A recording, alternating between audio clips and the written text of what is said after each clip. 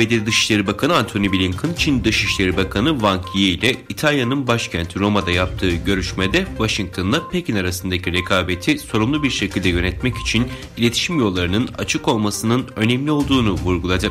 Görüşmeye ilişkin yazılı açıklama yapan ABD Dışişleri Bakanlığı sözcüsü, Blinken'ın ayrıca uluslararası kurallara dayalı düzeni baltalayan ve ABD değerleri çıkarlarıyla insan haklarına aykırı birçok konunun yanı sıra Çin'in Sincan, Tibet, Hong Kong, Doğu ve Güney Çin denizleri ve Tayvan'la ilgili eylemleri hakkında endişelerini dile getirdiğini belirtti.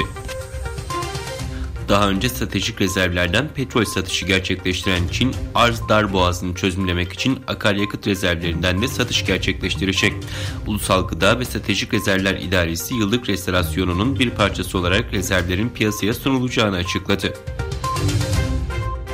Bloomberg'in haberine göre Fransa Cumhurbaşkanı Emmanuel Macron ve İngiltere Başbakanı Boris Johnson, Brexit sonrası ortaya çıkan ve son günlerde gündemin üst sıralarına yükselen balıkçılık konusundaki gerilimin düşmesi konusunda anlaşmaya vardı. Fransa geçen hafta İngiliz balıkçılık teknesine el koymuş, İngiltere'de Fransa'nın tehditlerine devam etmesi durumunda misilleme yapılabileceği uyarısında bulunmuştu. Rusya Dışişleri Bakanı Sergey Lavrov, Roma'da düzenlenen G20 zirvesi kapsamında Çinli mevkidaşı Wang Yi ile gerçekleştirdiği görüşmede iki ülke arasındaki ilişkilerin şimdiye kadar benzeri görülmemiş düzeye ulaşmasına dikkat çekti. G20 Liderler Zirvesi kapsamında Roma'da bulunan AB Komisyonu Başkanı Ursula von der Leyen, ABD Başkanı Biden'la düzenlediği basın toplantısında AB ve ABD arasında devam eden çelik ve alüminyum gümrük vergileri itilafında çözüm sağlandığını bildirdi.